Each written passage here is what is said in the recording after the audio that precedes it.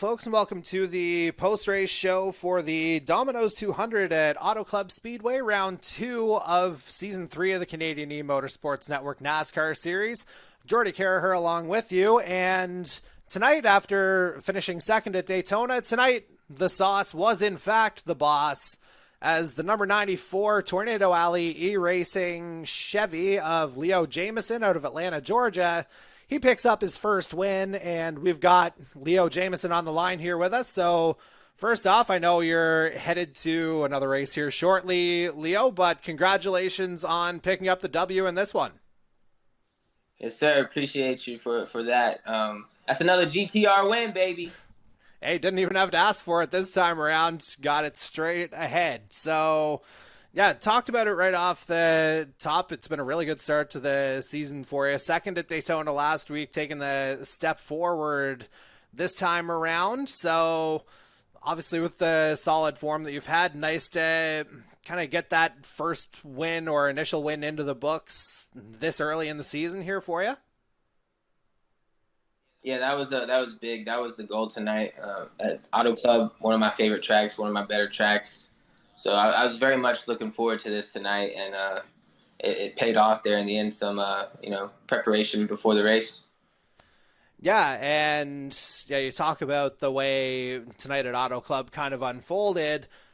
Auto Club, the way that it's kind of presented, there's so many different options to run that particular speedway. So for you, knowing that you had that kind of lead pack of 5 around you in that final stint after that last round of pit stops, how were you kind of able to keep your head knowing that, everyone behind you had, a lot of different attacking options and potentially the speed to make it very interesting as we got closer to the checkered flag?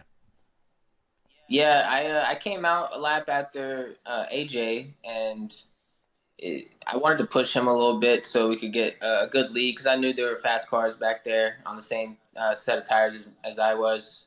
So I wanted to, give us a little bit of buffer so we could go just 1-2 and battle it out for the win there. And once I was able to get to my number out in front, I went for the move and just tried to look out the front windshield and hang on. And obviously in the closing stages, you alluded to your GTR guys already, but you had a few of them up there in that, well, you could extend it to a top 6 with Ty Higginbotham there as well, but yourself, John Peden, Jacob Nelson in there as well. I almost forgot him, but he finished 3rd. But obviously, Chase kind of talked about it last week as well. A lot of familiarity among that particular group of guys who's run together. So did that kind of help you a little bit in those kind of closing stages, or was it just a matter of every man for himself from your perspective? Well, I definitely was comfortable, running behind them for a lot of the first run of that stage 3. And, once it kind of it looked like it was getting a little racy there before pit stops, and I just saw a move I could make there, and I felt like, I had to take that move right then and there in order to win the race, and it worked out really well for me. Yeah, and as we mentioned during the broadcast, I think it was like a 10th and a half separating yourself and AJ there at the end, but the top 5 all separated by less than a second. So definitely a breakaway pack there, but definitely worth observing the fact that all 3 of the Tornado Alley guys finished in the top 6 as well. I was talking to Chase a little bit about this last week in regards to the Eclipse guys, but what do you think of obviously there's familiarity between yourself and Gator and Ty, but how do you think that dynamic is kind of serving you guys well in the early going in terms of whether it's, preparation or just strategies, or perhaps anything that I might be missing there? Just what is it about this Tornado Alley team that seems to be working so far? Well, I think we're all 3 of us very patient drivers. Ty and Picola more so than myself a lot of times, but try to be patient, knowing that not to rush, and know that if we fall back a little bit, there's always a way to get back up to the front. And we stuck to our strategy today, and it worked out perfect for us each stage and there at the end. Yeah, as you say, the results kind of bear out for themselves here. Not really much to argue, so to speak. And now, obviously, we're coming off a couple of speedways to start the season. Now things kind of change up a little bit as we head to our first road course next week in the form of Canadian Tire for the Cracked of Ice Company 100. So obviously not a track that typically NASCARs would find themselves on, but what do you think would be... Sorry, my mic kind of cut out there for a second. I hit the wrong thing. But no, what I was going to say was, what do you think will kind of be the biggest key for you on this track that, again, the NASCARs don't really run on? It's more kind of the Xfinity or the trucks. What do you think will be sort of the biggest factor in potentially sustaining this level of form you've had to start the season?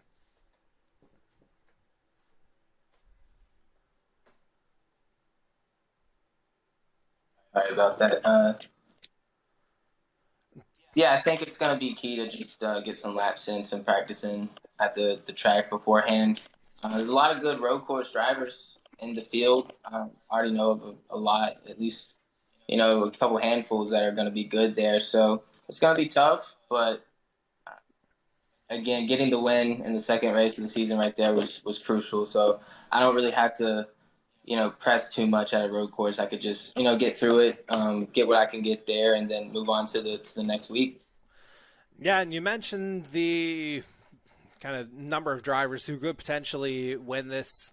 Sort of comes to kind of a last follow-up here before I let you take off. Obviously, you've only been in the league for a couple of races here, but what's been your kind of overall impression of the level of depth within the field so far? Obviously, you'd be familiar with a number of the guys, but really it seems like 1 through 20 or maybe even 1 through 30 on a good night. It seems like, there's a lot of guys who can really handle themselves well. So what's your kind of initial impression coming in?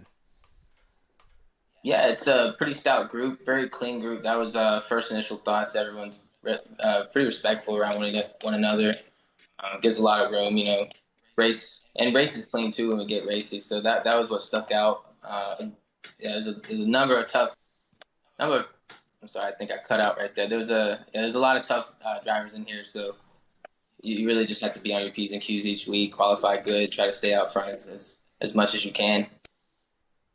Well, as I say, you've certainly acquitted yourself well here over the first couple of weeks. Wish you continued success here, Leo, and maybe we'll be chatting with you a couple more times over the course of the year. And as I say, I know you've got another race to head to, so we'll finish her off here and just say good luck in that one. And once again, congratulations on tonight. Yes, sir. I appreciate you. Shout out to everyone who puts on the league, and shout out to my team captain, Higgy, and I appreciate you for the broadcast. And y'all have a good night.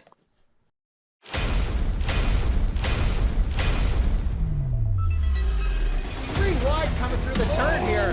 They're coming up to the line here now. Darcy Ford still got a Ward trying to get inside though. Where's Ward going to come in? Darcy Ford, and there's the checkered flag. Darcy Ford, and indeed as he comes through turn 4, he's going to see the checkered flag, and there it is. Scott Bailey is your winner of tonight's Fix Auto 250. They're going to get the white flag this time around. Final lap of tonight's Cracked of Ice number 125. And coming through, Marini went through. They're right on the back of each other. Paytack's going to get in on the inside. They're door to door. Paytack into the wall. Mike Marini, he's going to win. Got about 3 or 4 wide behind him on that back There's straight. a lot of carnage right there. Oh, dear. A lot.